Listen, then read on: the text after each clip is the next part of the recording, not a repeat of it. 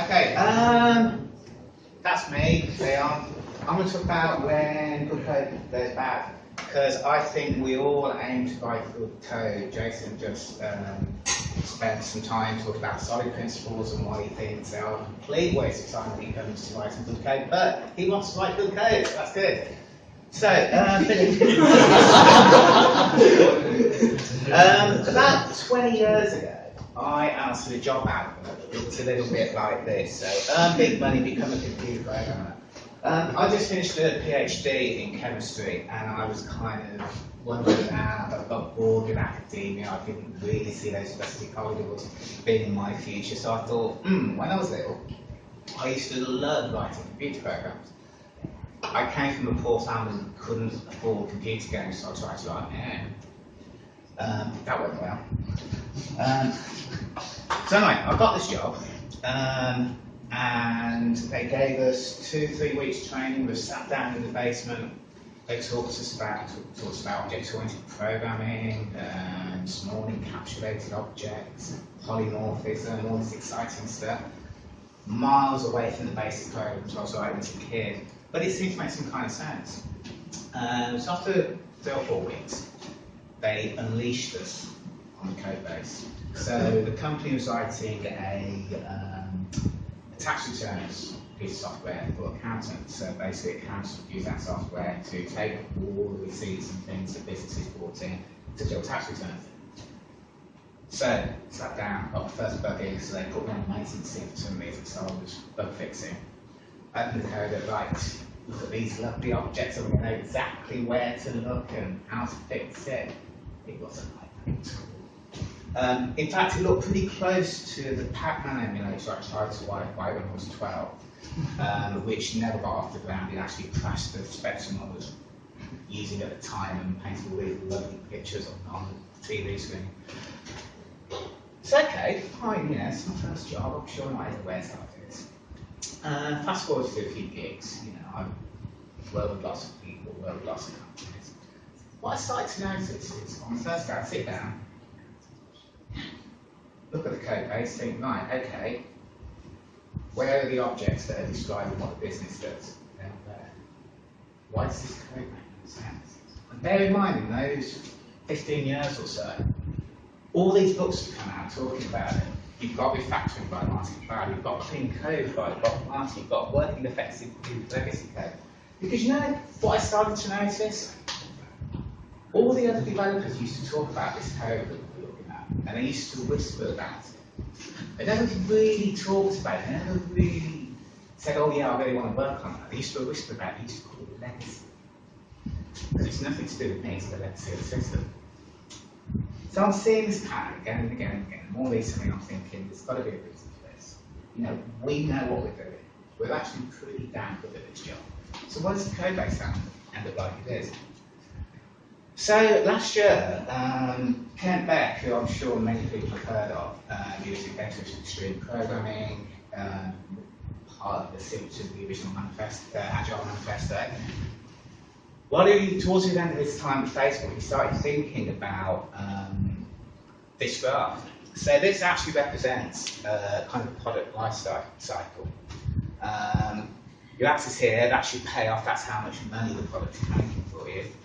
And of course, as you get more payoff, then suddenly you'll get more success. And I'm sure that if you look in any management books or product development books, you'll see this kind of graph, so more money, greater success. He splits it up into 3 sections. You've got your initial explore phase, whereby you're experimenting, you're trying new ideas out. You don't actually know what this business is going to be about. You don't know which product is going to be successful. Hopefully, one of these ideas sticks, and you start into this expand phase where basically what you're focusing on is getting money in, getting users in, scaling the product so it actually responds to all these users in a timely manner and actually works.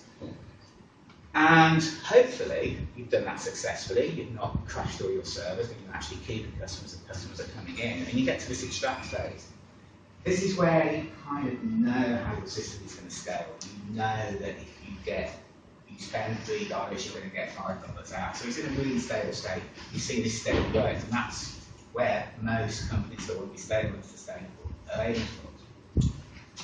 So okay, so I started to think that if this is the standard route that most products take, something goes wrong somewhere. Why is this bit so darn difficult? Why do we feel we can't actually turn this into something useful? Why is it when we get to this phase, the code is really difficult to work with, and the only thing business can do is throw more and more developers at it?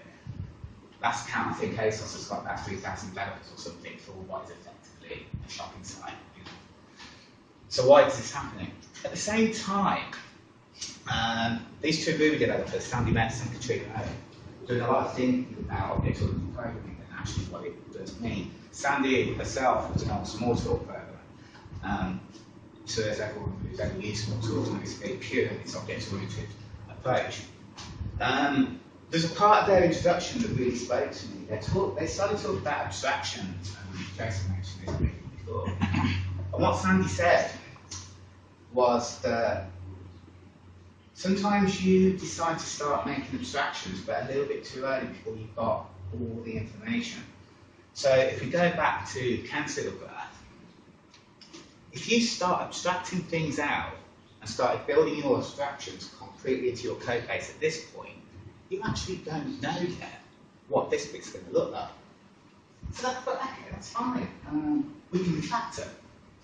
So if I just lead back to the old TDD cycle that everyone's hopefully is very familiar, you write a failure test, you make it pass, and then you refactor.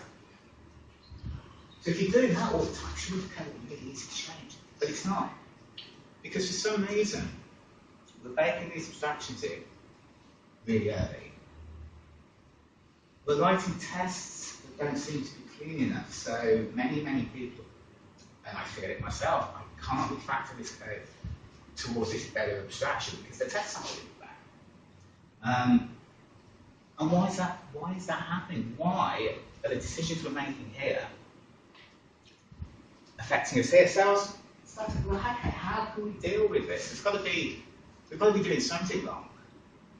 And I think we're worrying a little bit too much about clean code, drive, all that kind of stuff. In that, my suggestion at the moment is that while we're in this phase, right, try not to don't put all the solutions into one place. But think in terms of microservices. Write a small application that's going to, run that experiment, see if it works. Try another one, maybe that will work. Maybe two of them you've got running at the same time, but try not. There's always this temptation when you've got two products, two applications, and you see duplication in there. You want to remove the duplication out, and you're introducing that abstraction. I think that's too early. This bit, expand. Some of these little solutions we've built are surviving through this, and they're starting to scale. You might be tempted at this point to start extracting these abstractions out that you're seeing, but still then I think sometimes that's a little bit too early. Something Sandy and Katrina mentioned in their book is intentionally reveal the duplication, leave the duplication there. Concentrate on scaling this damn thing, because once you're successful, and you've actually got the money pouring in and you know that these things are working, then you can look at these duplications, you can see these duplications, and that's where your abstraction comes, because my God, you're in a much more stable state here than you are in these other two places. But am I right? I don't know. These are just ideas I've been thinking about. I'd love to know what everyone else thinks, so I'll be hanging around for a little bit about me. Hit me up on Twitter, that's me @DocLeon.